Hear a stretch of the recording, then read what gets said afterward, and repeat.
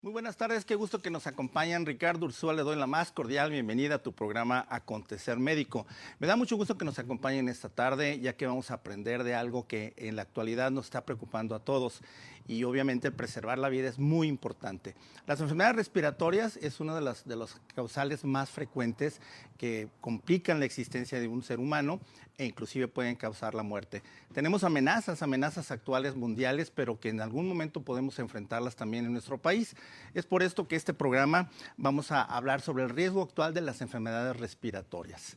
Para ello tenemos a varios expertos que nos van a acompañar esta tarde y primero presento al doctor Ángel Nuño Bonales, quien es el director de promoción de la salud de la Secretaría de Salud Jalisco. Bienvenido, doctor. Gracias, Ricardo, por la invitación. Asimismo, también está en nuestro panel el doctor Juan Alberto Rodríguez Ruiz, quien es médico internista adscrito al Servicio de Medicina Interna del Hospital General de Occidente y bueno, ya colaborador, ya un viejo conocido. Bienvenido, doctor. ¿Qué tal? Muchas gracias por la invitación, Ricardo, y es un placer estar en tu programa. Al contrario, mucho gusto. Y bueno, pues también con todas las dudas y todo lo que pueda haber con lo que está sucediendo ahorita en el panorama de las bacterias, pero sobre todo de los virus, tenemos aquí al doctor Iván Hernández Cañaveral, quien es especialista en virología, que estudian los virus tal cual, y al mismo tiempo él es profesor de la maestría de microbiología médica del Centro Universitario de Ciencias de la Salud de la Universidad de Guadalajara. Bienvenido, doctor. Gracias por la invitación. Y bueno, todos estos especialistas están aquí porque queremos saber exactamente cuáles son los riesgos actuales de las enfermedades respiratorias. Se habla mucho, hay muchas inquietudes y hemos visto que en determinado momento se están perdiendo inclusive vidas. Para entender cómo se producen las enfermedades respiratorias, creo que lo más importante es un poquito volver a las bases y es entender cómo funciona, cómo está constituido nuestro aparato respiratorio. De esta manera entenderemos por qué y cuál es la vía de entrada de las bacterias, de los virus, hongos y cualquier cantidad de problemas, inclusive gases tóxicos que puedan crear o generar enfermedades respiratorias. Así que pues comenzamos y bueno, doctor, primero que nada me gustaría que nos platicaras exactamente o nos ayudaras un poco de cómo funciona nuestro aparato respiratorio, doctor. Mira, es una pregunta muy interesante porque en cierta manera los humanos tenemos factores de barreras o factores de protección que evitan que las infecciones sean propagadas al ser humano. Entonces, esas barreras de protección cuando son rotas o se modifican, esos son factores precipitantes para generar este tipo de infecciones. ¿Cuáles serían esas barreras? Pues podrían ser los vellos que tenemos en la parte de la nariz, la producción de temperatura a la hora de estar respirando, la velocidad con que pasa el aire a través de los orificios nasales, la parte de la garganta, inmunoglobulinas, etcétera, ¿no? Entonces, todas esas barreras de alguna manera nos protegen a los seres humanos para no tener infecciones. ¿Qué pasa cuando los estamos rompiendo? Predisponemos esas infecciones. ¿Cuáles serían los factores como más importantes? Podría ser las edades, por ejemplo, en edades muy tardías o en edades muy tempranas, nuestro sistema inmune podría tener factores que predisponen estas condiciones para generar infecciones. Enfermedades como hospitalarias, donde generamos pues muchas situaciones de contaminación, también podrían generar la posibilidad de tener infecciones, pacientes intubados o pacientes que están con antibióticos, que modificamos la flora es como las bacterias que nos protegen a los seres humanos, las modificamos y son condicionantes para poder tener este tipo de infecciones. Correcto. Creo que es importante saber que inclusive esta constitución del moco, la mucosa que recubre todo lo que es el tracto respiratorio, es en determinado momento, así es como defensa, pero también es el nicho donde se pueden alojar bacterias y virus. Entonces creo que también eso es importante y vamos con esto a entender un poco del por qué. Las enfermedades respiratorias obviamente es una amenaza constante, es ese equilibrio que en determinado momento se puede romper y entonces empieza esa contaminación, como bien lo decía el doctor. Pero también les comento que se divide o se subdivide en vías respiratorias altas y bajas. En ese sentido también es importante porque pareciera que nada más la neumonía se produce per se, sino que no, más bien es todo un camino y esa es parte de lo que quisiera yo transmitirles de que es importante entender el por qué hay que cuidarse y cómo sabiendo para empezar, cómo funciona. Es como un auto, ¿no? ¿Cómo lo puedo yo darle mantenimiento y cuidarlo si ni siquiera sé cómo funciona, ¿no? Entonces creo que aquí era importante volver a las bases, ¿no? Y en este caso, pues algo tan primordial, pues el aparato respiratorio, su función principal, la respiración, casi nada, ¿no? Esto yo creo que es muy importante que el público también lo vaya conociendo y recuerde que obviamente esto lo vimos pues desde primaria y secundaria y todo, pero en determinado momento el volver a las bases creo que es importante. En nuestro cuerpo ahí está, son partes que hay que cuidar y en determinado momento vienen muchas amenazas. Ahora bien, hay a veces media controversia. Bueno, las vías respiratorias altas creo que es muy claro lo que estamos hablando de esto. Pero si nos podían dar, doctor, terminando la división, lo que serían vías respiratorias altas, de qué consta y dónde es donde ya hablamos de vías respiratorias bajas, que ahorita se habla muchísimo de eso, ¿no? Una excelente pregunta, porque la forma de dividirlos a través de las cuerdas bucales. De las cuerdas vocales hacia la parte de arriba, vamos a tener infecciones de vías respiratorias altas. ¿Qué significa? Orofaringe, faringe, senos y la parte nasofaringe, ¿no? Eso, exacto. Y oído también podría constituir infecciones de vías respiratorias altas. Altas. ¿Ok? Las cuerdas bucales a través hacia abajo tendría que ser infecciones de vías respiratorias bajas. ¿Qué lo constituyen? Como todos los conductos por donde pasa el aire, broncos, bronquiolos y la parte de tráquea y la parte pulmonar, eso condicionaría infecciones de vías respiratorias bajas. Claro. En ese sentido, hay como dos formas de definirlo: infección de vías respiratorias altas y bajas. Pero muchas veces se pueden presentar infecciones de vías respiratorias conjuntas, tanto altas como bajas. No necesariamente tiene que ser un solo tipo de afectación. Sí, claro. Y de alguna manera pues pueden estar hasta comunicadas o inclusive interactuando de igual manera, doctor. Entonces, ahorita en esta temporada de frío, ¿cómo han visto el contagio? ¿Cuál es la problemática principal que estamos viviendo actualmente en nuestro estado, doctor? Claro, retomando el comentario del doctor, sí, que nos adelante. acaba de dar una masterclass de anatomía, que es muy importante, ¿no? Volver a las bases, porque si no, bien lo comentas, ¿cómo lo vamos a entender? Claro. Y en términos me parecen excelentes para que la gente nos entienda, es que durante esta temporada existen enfermedades respiratorias, algunas infecciosas y algunas no infecciosas, precisamente. Estas enfermedades respiratorias no infecciosas, muy ligadas al medio ambiente, muy ligadas a estas partículas que se suspenden, que sucede cuando hay una contingencia ambiental, por ejemplo. Exacto, sí, también. Que nos irrita la garganta, como bien comentaba el doctor, vía respiratoria superior, principalmente afectado por el medio ambiente. Estas enfermedades respiratorias no infecciosas hay que tomarlas como tal. No necesitan antibióticos, eso nos platicará el doctor, no necesitan antivirales, por favor, no necesitan automedicarse en ese sentido. ¿Qué es lo que tenemos que identificar? Que son provocadas por el ambiente, que es una respuesta fisiológica de nuestro cuerpo a la adaptación a la temperatura y a estas micropartículas. También existe estas enfermedades, ahora sí, infecciosas, donde entran virus, donde entran bacterias y donde ya entramos los expertos para identificar si son enfermedades emergentes, reemergentes, si requieren un tratamiento específico, exacto, si es escalonado o demás. Que hay que entender a todas nuestras amigas y a nuestros amigos que no todos los síntomas respiratorios requieren de un antibiótico, de un antiviral, que durante esta temporada aumentan 2/3 partes la frecuencia de enfermedades respiratorias, de un 70 a un 80%, me corrigen si estoy mal, son enfermedades provocadas por el ambiente, es decir, no infecciosas. Exacto. En su mayoría, 70%. ¿Qué son estos síntomas gripales que sienten nuestras amigas en la mañana, como escurrimiento nasal, ojos llorosos, malestar, pero que se quitan a mediodía? ¿Qué sigue?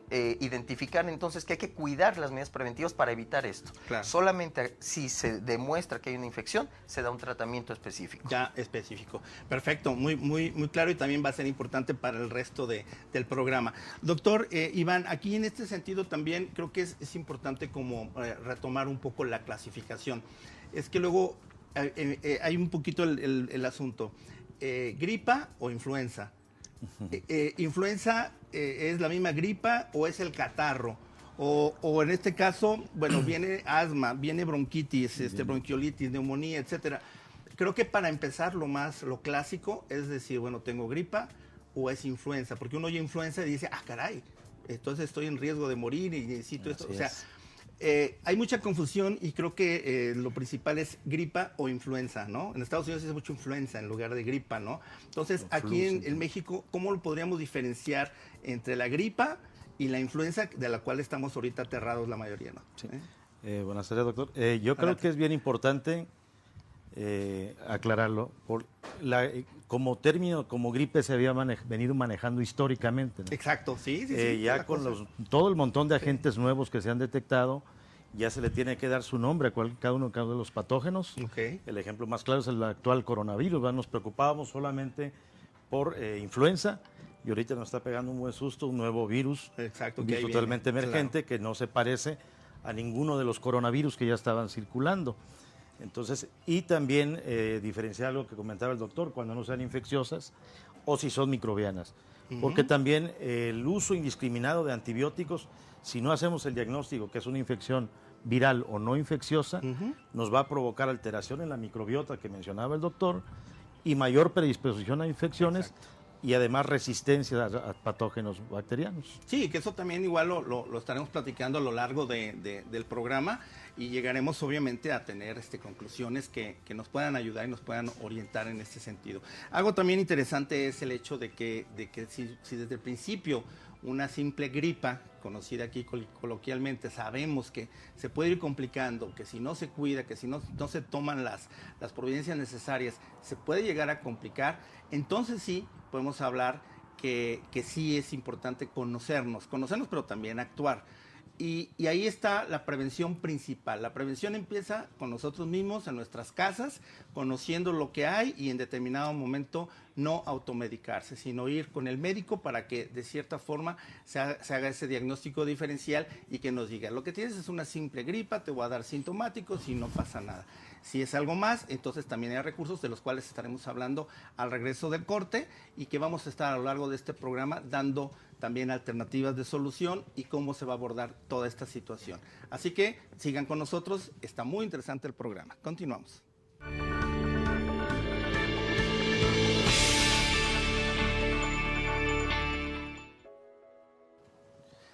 Bien, pues les quiero comentar, antes que otra cosa suceda, seguimos creando ya nuestra red médica, lo privado, así que también le doy una muy cordial bienvenida a un neumólogo pediatra que se integra a nuestra red médica y de esta manera también, ahorita que estamos hablando de enfermedades respiratorias, creo que va a ser de mucha utilidad.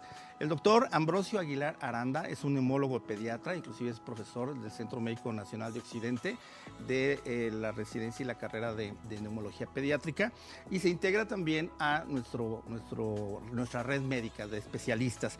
Estas infecciones respiratorias agudas que decíamos que se pueden complicar, en el caso de los niños, que son los que son más vulnerables, pues bueno, el doctor Ambrosio Aguilar es un neumólogo pediatra especializado justamente en niños, que va a hacer todo el tratamiento y el abordaje adecuado en lo que es bronquitis aguda, crónica o neumonías inclusive, tanto a nivel ambulatorio o inclusive hospitalario.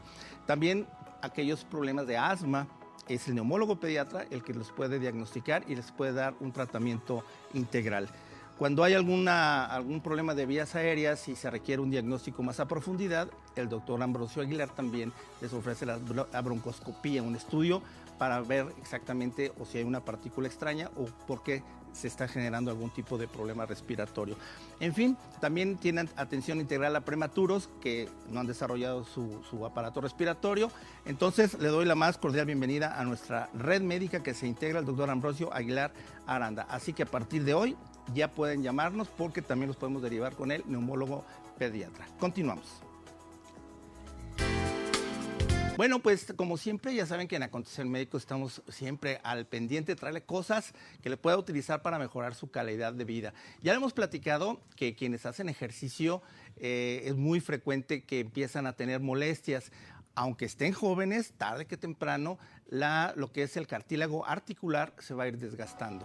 Así que recuerden que tenemos ya en el mercado, y está en Farmacias Guadalajara de todo el país, está Hialovis C+D. Hialovis tiene un colágeno de alta calidad, marca más bien es premium, de tipo premium, hidrolizado, y eso va a hacer que su absorción y su biodisponibilidad llegue justamente a mejorar la calidad del cartílago. Lo va a preservar para aquellos corredores que juegan fútbol, tenis, cualquier tipo de deporte, o bien que simplemente por edad han caminado mucho y puede ser que todavía no tengan ningún dolor, pero tarde que temprano lo van a empezar a sentir. Entonces, para ellos está indicado el Yalovitz C+D. Pero ¿qué pasa con aquellos que ya su cartílago articular ya dio de sí, ya se agotó? No es un cartílago que se regenere, por lo tanto va a haber dolor de rodilla, va a haber fricción de hueso a hueso, y esto va a ocasionar ese dolor. Para ese tipo de casos tenemos también el Artilich. Artilich tiene colágeno, también tiene ácido hialurónico y además tiene antioxidantes. En el caso del ácido hialurónico, lo que va a hacer es mejorar la viscosidad del líquido sinovial, y esto va a amortiguar y va a evitar ese roce. Y a los 15-20 días se quita el dolor de rodilla. Definitivamente que eso mejora la calidad de vida, y ya lo tiene Farmacia Guadalajara, que inclusive lo tiene con promoción y una oferta especial para que en cualquier farmacia de todo el país lo pueden ustedes verificar. Ya están los dos productos. Lo más importante es que ambos es por vía oral, no requieren una inyección en la articulación, y esto obviamente abarata y lo hace muy fácil porque diariamente lo consumen vía oral en su casa. Así que bueno, tenemos aquí Yalovitz C+D o bien Artilich. Continuamos con este tema que también es muy interesante, y definitivamente las enfermedades respiratorias. Decíamos que como nunca ahora se ha estado hablando de este gran riesgo que hay. El aparato respiratorio que nos permite respirar, en el momento que se infecta, claro que el tiempo es oro, no se puede dejar a la larga, porque ¿quién logra aguantar 3 minutos sin respirar? Entonces, obvio es que por esto este programa estamos nosotros aprendiendo cómo funciona, pero también cómo se enferma. Para esto, en este sentido, y vuelvo, doctor, en el sentido de las infecciones, aquí sí vamos a hablar por qué tan frecuentemente a lo mejor algo tan simple, una amigdalitis termina en una neumonía. ¿Cuál es el proceso? ¿Qué son los factores que en este camino hace que algo tan simple, o una gripa que luego pasa ya algo bacteriano y continúa? ¿En qué momento es donde una persona que empieza a tener gripa adolece de esa apatía, o que no se cuida, o no sé, y que en determinado momento llega ya complicado normalmente a consulta? Mira, es una pregunta interesante porque, como bien decías, la gripe como tal es como un contexto de enfermedad, pero si lo determinamos en el sentido de definir, por ejemplo, influenza, hay muchos grupos de influenza. Hay muchas subespecies de influenza, y varias subespecies nos pueden generar manifestaciones y gravedad en el proceso de la gripe. Por ejemplo, el H1N1, que hace mucho, en el 2009... No, se espantó a medio mundo, puso de cabeza, espantó a la parte mexicana, porque fue un virus, bueno, me va a corregir el doctor, pero es un virus nuevo que aparentemente no había sido conocido como un factor predisponente de ese tipo de infecciones respiratorias, hasta que como 15 días después, o más o menos 15 días, un mes, 21 días, se mandó al CDC, se determinó qué tipo de virus era, generó pues muertes en personas jóvenes, no tan grandes, y generó daños muy severos en un grupo específico de personas, personas no tan grandes y personas que tenían obesidad, diabetes y enfermedades con morbilidades y embarazadas. Fue donde pegó más la agresividad del virus. Pero estos virus tienen ciertas características que le generan esa posibilidad. Hay otros como H3N2, y vamos a decir así unos números medios raros, pero los tipos. Sí, esos virus nos generan daño, pero no son tan agresivos como H1N1, y hay una famosa infección respiratoria que se llama aviar, que se presentó en un grupo de personas, no sé si en Hong Kong o en China, que presentó una mortalidad mayor de la esperada. Entonces, sí existen virus que nos van a generar mucho mayor daño que otros virus. Por ejemplo, hace ratito que dijiste, efectivamente, la infección de vías respiratorias altas, por ejemplo, el rinovirus, pues son un virus que nos genera mucha enfermedad, pero no tanta mortalidad. Son virus que nos generan pues mucha lesión en diferentes partes de la comunidad, pero no generan tanta lesiones graves. ¿Cuál es la ventaja?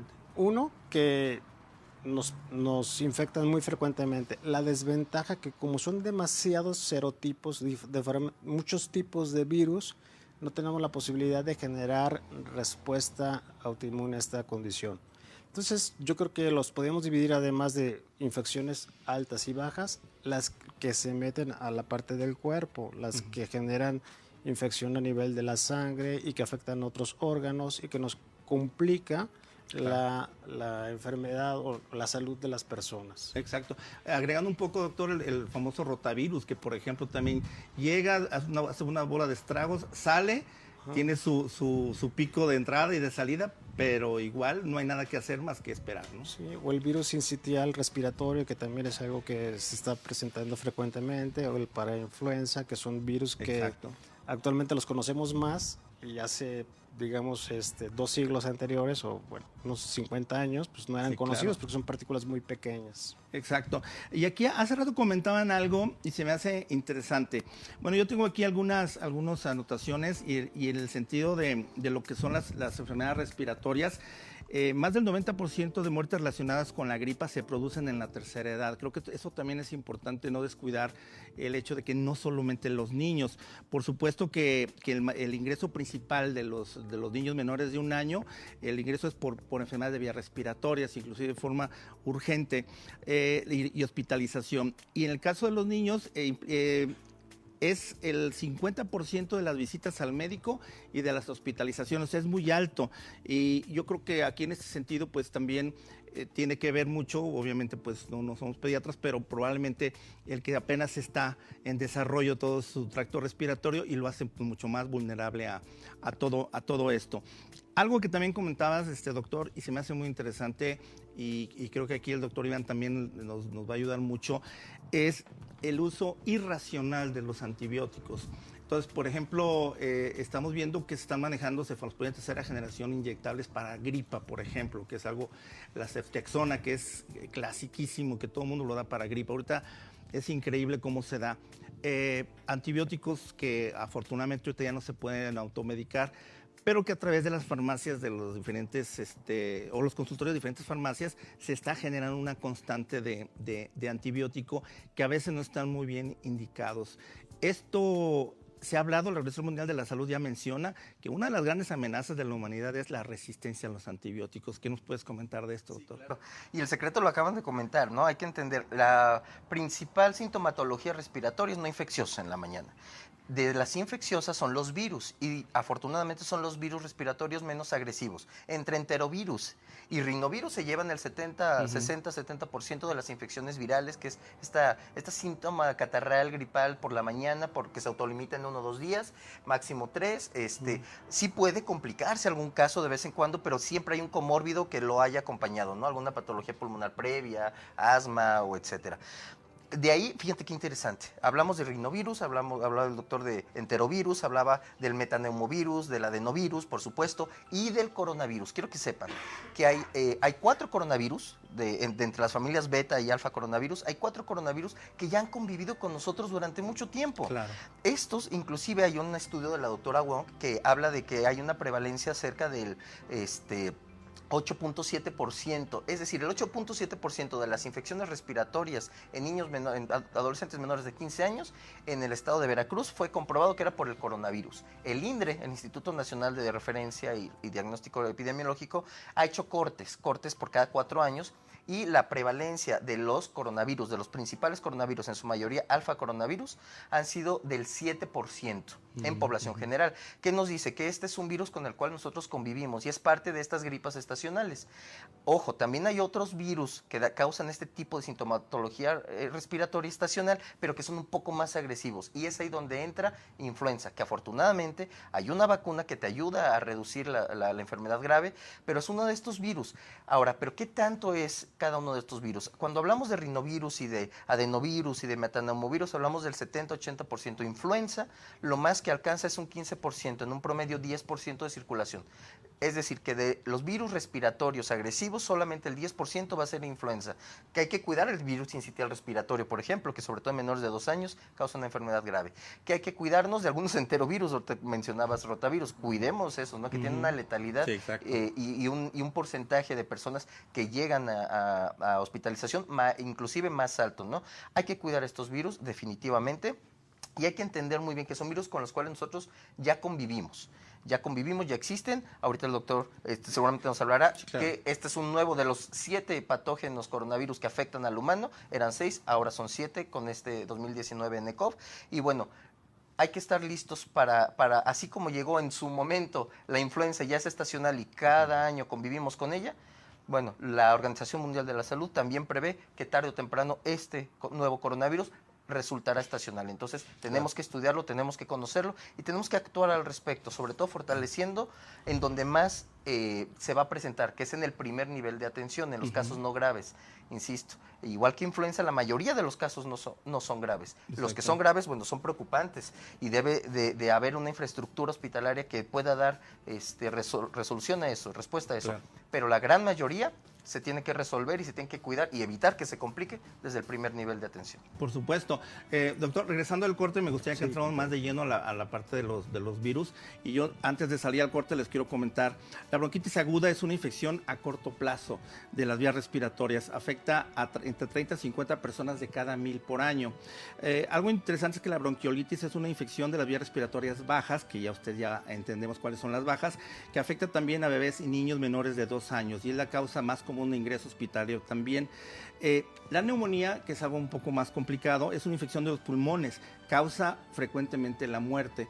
Lo ideal es no esperar a que se convierta en neumonía algo tan sencillo. Los síntomas tienen una duración de 3 a 4 semanas y también igual es común en los niños muy pequeños, que son los más vulnerables. Al mismo tiempo existe lo que comentaba aquí el doctor, la neumonía adquirida en la comunidad por la contaminación, la neumonía intrahospitalaria y lo que es en ese sentido también la neumonía asociada a la ventilación mecánica o cuando se hace intubación. Todo esto pues hay que tener en consideración que la solución son los antibióticos. Por eso hay que preservar el uso de antibióticos para cuando está indicado, para dejarlos como el recurso que puede salvar muchas vidas y no de inicio cuando se tiene una gripa que es algo viral que ni siquiera es necesario el antibiótico. Creo que este es el primer mensaje de este programa, no nada más para el paciente, sino también para todos los médicos generales, médicos que están en estas farmacias, que en un momento dado le bajen a su prescripción de antibióticos en gripa. Y bueno, comentarles también y recordarles que tenemos nosotros ya en nuestra red médica a diferentes especialistas. Lo más importante de esto, obviamente hay internistas, hay infectólogos, neumólogo pediatra que estábamos comentando que ya también lo tienen. Entonces llámenos, nuestro teléfono aparece constantemente en pantalla, diario estamos al pendiente y nosotros les podemos orientar, los podemos guiar e inclusive estamos en proceso de crear una buena alianza con las instituciones públicas para hacer también una ayuda y que mejoremos los tiempos. Se dice pues que el tiempo es lo que está matando ahorita a mucha gente, no tanto las enfermedades y esos periodos de espera son los que en un momento dado hay que batir y con eso creo que estaríamos del otro lado. Bueno, vamos al corte nuevamente y vamos a hablar la diferencia en lo que es una infección bacteriana, que en este caso es donde vienen los antibióticos, y en dónde es o cómo funciona, cuál es el proceso de una infección viral. Que esto, tenemos aquí al especialista que nos va a dar cátedra ahorita en este momento, doctor, así que tú tranquilo, ¿no? Más es poquito, sí.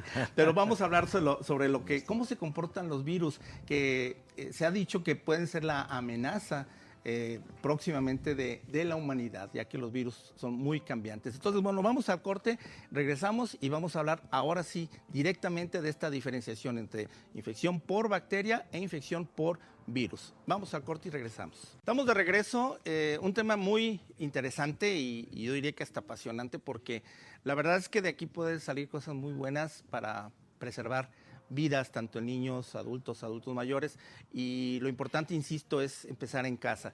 Sabemos que a veces no se sabe qué hacer, o sea, qué hago, a dónde acudo, quién me tiene que ver. Para eso nuestro teléfono siempre está disponible ahí, estamos también por redes sociales, nos pueden llamar, nos pueden mandar WhatsApp, y con todo gusto nosotros le orientamos hacia qué médico los puede atender para que no se pierda tiempo. El tiempo es precioso en cualquier enfermedad, pero en el caso de enfermedades respiratorias, sobre todo, muchísimo más. Bueno, los riesgos y la mortalidad por influenza, se ha estado hablando mucho de esto. Hemos tenido personas cercanas que han perdido un familiar por influenza, y esa es la parte que ahorita quisiera yo platicarlo aquí con nuestro panel de especialistas. Pero hablábamos entonces, antes de salir del corte, de lo que es la diferenciación entre una infección por bacteria y lo que sería una infección por virus, y por qué se está complicando, volviendo tan compleja, digamos, el poder abordar una infección por virus. Entonces, doctor Iván, pues ahora sí, adelante. Okay. Bueno, son dos entidades muy diferentes. Las bacterias tienen herramientas para producir daño por sí solas, toxinas y muchas enzimas, muchas cosas, y en la que la bacteria puede llegar y dañar el tejido que está infectando. El virus es un parásito obligado que no es ni siquiera considerado una célula. Es una partícula infecciosa que requiere de nuestras células para reproducirse. Y es simplemente eso lo que hace, mantener viable su existencia, pero en ese producir millones de virus, pues lisa muchas células y de esa manera nos produce daños. Las infecciones a veces se parecen, aunque dan datos clínicos importantes, que el doctor ahí nos puede abundar más, ¿no? Como ya la presencia de moco colorido, ¿verdad? O otros datos sugieren más una infección bacteriana.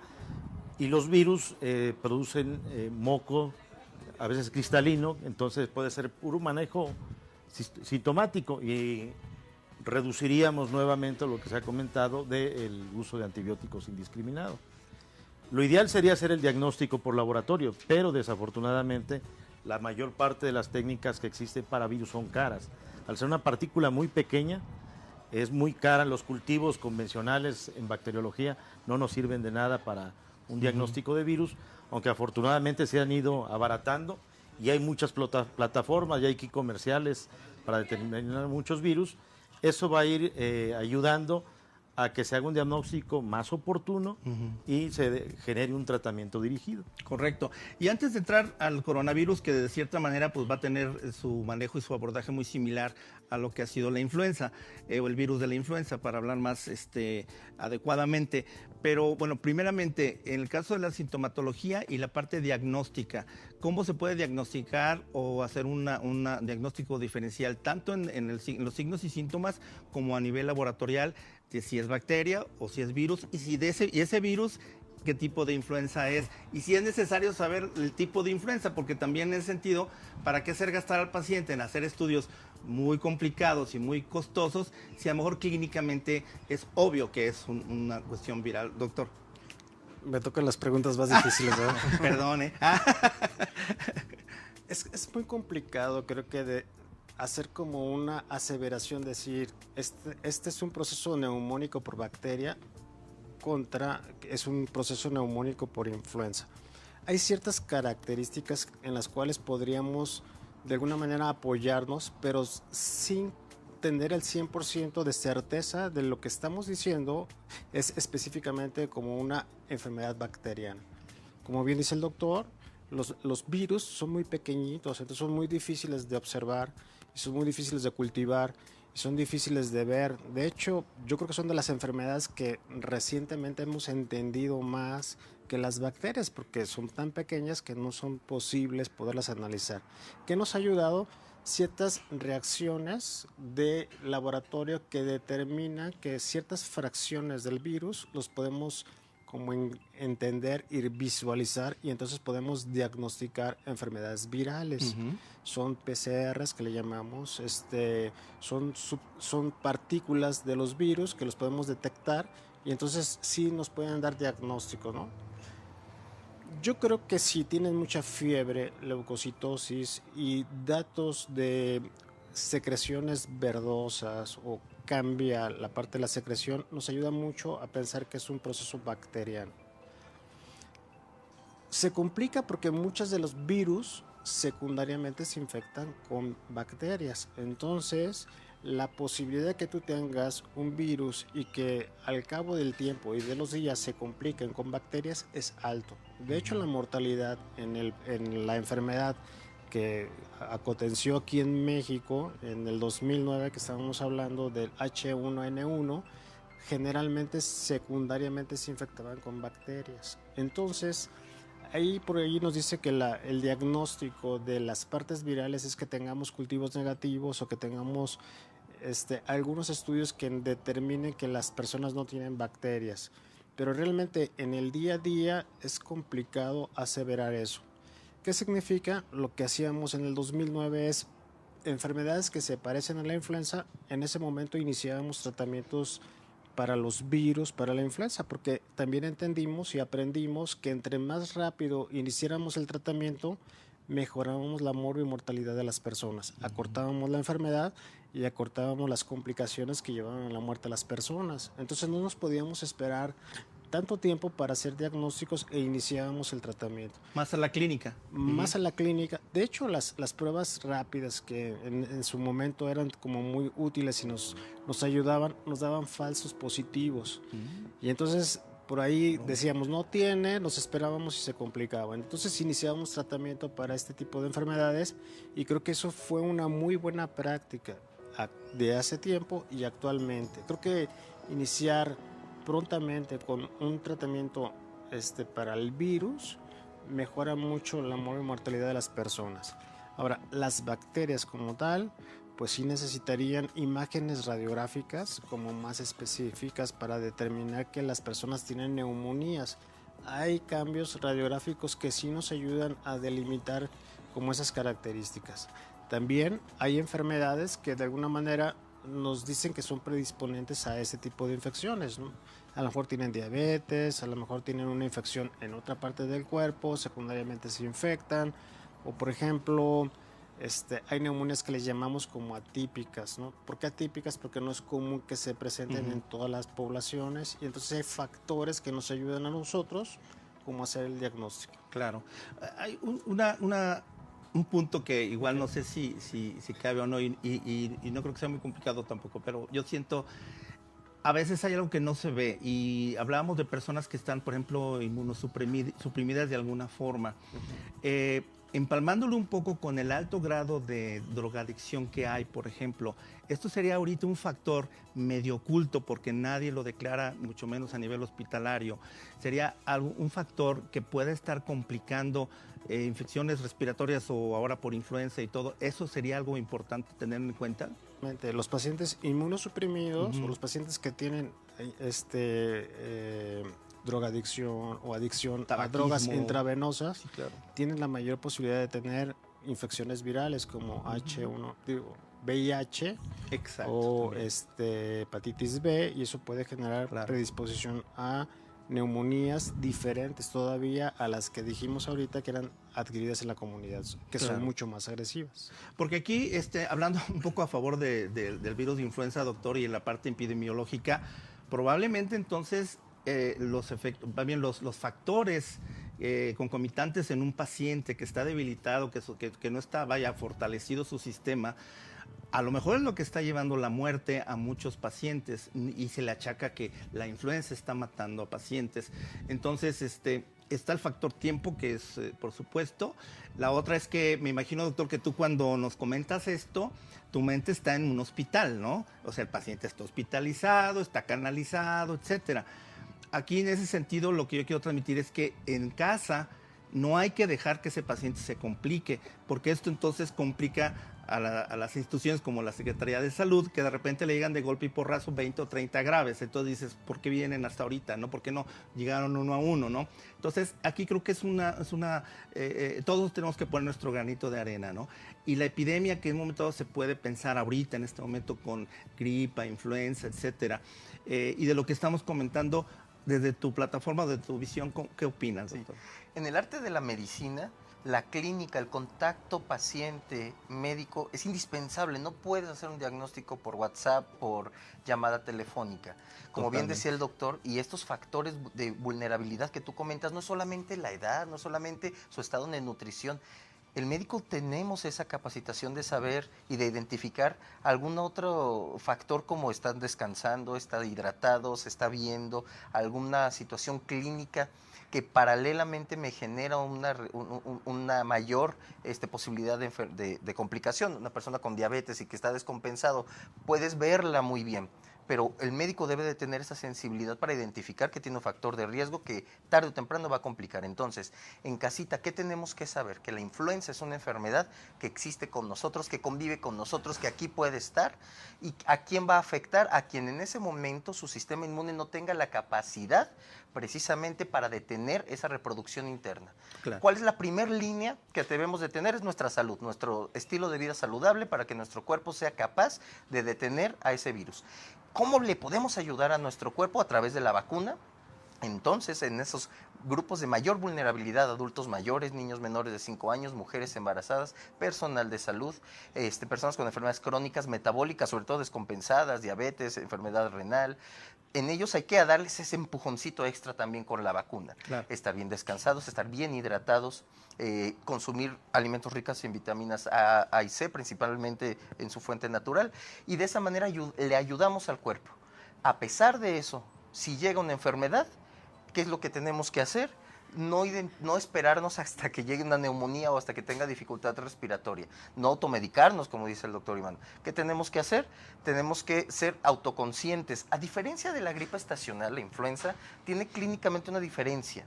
Agrava y se agudiza en muy poco tiempo. Y lo vemos que en 2 días, doctor, 1 a 2 días, cuando tú normalmente una gripa ya empieza como que a resolverse, sí. En influenza el ardor de garganta, la fiebre, dolor de cabeza y tos permanecen y se van haciendo cada vez más fuertes. Repito, fiebre, dolor de cabeza, tos, y esta tos que de repente te cuesta trabajo volver a retomar el suspiro, ¿no? Entonces, en ese momento empiezas a sentir obviamente el cuerpo cansado y como raro, ¿no? La misma gente te dice, yo, a diferencia de la gripa que normalmente me da, esta la sentí más fuerte. Más fuerte, sí, cierto. Esa, señoras y señores, esa es la influenza. ¿Sale? Okay. Cuando eso suceda, no hay que esperarnos un día más, por favor. Hay que acudir ese mismo día, manifestarlo, porque hablamos en un periodo de 12 a 24 horas, ya de cuando se están sintiendo así, que ya inician lo que es una dificultad respiratoria y claro. Ya un proceso para regresar, de retorno, más complicado. Entonces, no hay que automedicarnos, hay que identificar 1 o 2 días cuando esta gripa ya no va de salida. Tengo fiebre, tengo tos, tengo dolor de cabeza, me duele el cuerpo, eso es influenza. Y como dice el doctor, ya no es necesario ni siquiera una prueba. Ya. Estás en una época donde hay circulación de influenza y tienes estos síntomas. Ya son muchas cosas, iba la del claro. pato. Ándale como el pato, así es. Bueno, vamos al corte, doctor. De regreso, me gustaría que habláramos sobre lo que es la virulencia que pueden tener tanto bacterias, pero sobre todo en este caso me gustaría más la parte de los mismos virus. ¿Qué es la virulencia? La intensidad con la que produce la enfermedad o una enfermedad un virus. ¿Y por qué? Con los virus que tienen tantos subtipos, etcétera, creo que es muy complicado lo que podemos nosotros pensar en cómo abordarlo médicamente. Entonces, bueno, vamos al corte, no tardamos nada y regresamos aquí con el doctor Iván. Estamos de regreso y desafortunadamente ya es la recta final del programa. Creo que esto da para más temas. Ojalá que podamos hacer más programas sobre ello. Y de antemano agradecerle pues a nuestro panel de especialistas que nos acompañó esta tarde, nos acompaña esta tarde todavía no nos vamos. Pero bueno, para cerrar el programa, yo me gustaría que primero iniciáramos, doctor, con el doctor Iván. Les hablaba yo de la virulencia. La virulencia es la intensidad con la que produce la enfermedad las bacterias, pero por supuesto que también en el caso de los virus. Interesándonos mucho con la parte viral que hablábamos ahorita, tan compleja y tan complicada, doctor. ¿Cómo podemos nosotros en sí entonces pensar que ahorita sí se puede controlar la influenza? La virulencia es una característica que, a diferencia de las bacterias que tienen muchas herramientas para causar daño, aquí la virulencia de los virus se centra primordialmente en cómo pueden evadir el sistema inmunológico. Okay. Si tienen el VIH es el mejor ejemplo, evade totalmente, infecta al que organiza la respuesta inmunológica. Y otro factor de virulencia es que vayan teniendo más cambios, que sean mutagénicos los virus. Exacto. La influenza tiene esa capacidad como pocos virus, que puede estar cambiando y de pronto hacer un cambio mayor, y es cuando se vienen las pandemias. Entonces, en eso están centrados principalmente la virulencia en los virus. Digo, hay muchas más, pero primordialmente en esos dos mecanismos, en la variabilidad que pueden tener genética y en la capacidad que pueden evadirse pues, el sistema inmune. Por ejemplo, el adenovirus varía, pero es detectado muy fácil, por eso ya casi no hay. El rinovirus también. Son virus que casi nos garantizan que los van a infectar durante la infancia nada más. Ok. Ahora, aquí en este sentido, y ya para también abordarlo brevemente, porque en realidad mi humilde opinión es que, bueno, si ya vimos la influenza, cómo se genera, cómo es el recorrido y cómo genera enfermedades y enfermedades respiratorias e inclusive neumonías. Ahora, hablar de lo que puede ser la amenaza de un coronavirus, prácticamente estamos hablando que es lo mismo tipo influenza, es lo mismo, una modificación que según tengo entendido, bueno, se llama coronavirus porque determinan como en coronas tienen. ¿no? esa particularidad. Así pero es. en este sentido, digamos, las medidas preventivas de contagio, de todo, van a ser prácticamente las mismas que para la influenza, ¿no? Definitivamente, del coronavirus nos debemos de prevenir igual. Hay una característica en los virus que se llama carga viral, que es lo que produce el doctor, que puede producir más o menos daño. Ya. Si aspiramos nosotros mayor cantidad de virus, el riesgo de que tengamos una infección más severa es mayor. Por eso, ahorita que pasaba las imágenes, el toser correctamente con el codo y no con la mano, y después de que saludamos a alguien, eso nos puede ayudar a que si te da la infección, te dé con una carga viral más baja. Y eso ayuda a prevenir formas más graves y claro, todas las estrategias de prevención que se usaron contra influenza, que nos dejó muy clarita cómo deben de ser utilizadas. ¿Los retrovirales sería el tratamiento adecuado? Los Celtamivir no responde Va sobre una molécula de la influenza específica de ellos. Aquí de coronavirus hasta el momento no hay un tratamiento efectivo. Se está pensando en la vacuna. A ver si sale. Pero estaba viendo que puede tardar de 6 a 9 meses. Sí, entonces y ya se está distribuyendo en todo el mundo. Ya hay casos en Canadá, en Estados Unidos, Francia, entonces, Alemania. El abordaje en ese sentido, doctor, sería entonces, en un caso de influenza, ¿cuáles serían las medidas, digamos, preventivas y abordaje? El doctor habló perfectamente acerca de la vacuna. Okay, y creo que la vacuna eso sería es lo primordial, porque eso sí nos protege contra la influenza que más frecuentemente generó las infecciones del año anterior. H1N1, H3N2 y la influenza de tipo B, que es una trivalente. Creo que sería muy, muy importante que todas las personas acudieran a aplicarse pues la vacuna, ¿no? Perfecto. Y doctor, la Secretaría de Salud Jalisco, ¿cómo está? ¿O qué expectativas tenemos de que haya suficientes y de que podamos ya acudir a vacunarnos? Sabemos que durante esta temporada se aplican cerca de 2 millones, más de 2 millones de vacunas con énfasis en grupos de alta vulnerabilidad. Todavía están disponibles. La campaña de vacunación se cierra el 31 de marzo, así es que bueno, todavía está disponible. Por favor, acudan. Hay recomendaciones. Recordemos que la vacuna es una partícula, no es un virus, no te puede generar la enfermedad, no contiene material genético. Hay 3 recomendaciones, amigas, que si van a ir a vacunarse, solamente 3 recomendaciones. Número 1, estén bien descansados, bien hidratados y pueden consumir algún tipo de analgésico si no tienen contraindicación como el paracetamol. Pero la hidratación y el reposo relativo durante las primeras 12, 24 horas durante la vacunación les va muy bien. ¿Qué pasa? Hay gente que dice, me apliqué la vacuna y me fui a correr y me sentí mal. Bueno, pues es que deja de reposar un poco al cuerpo. Sí, claro, también. De todos modos, no como cualquier cosa. Sí, perfectísimo. Hagan estas recomendaciones, descansen, hidrátense bien y tomen un analgésico como el paracetamol. Perfecto, pues agradecerles nuevamente. Muchísimas gracias a ustedes por atender nuestro llamado y a ustedes también por acompañarnos. Sigamos en contacto a través de redes y en nuestro teléfono. Y Ricardo Ursúa, como siempre, me despido de ustedes. Quedamos al pendiente de todo lo que ustedes necesiten. Muchas gracias.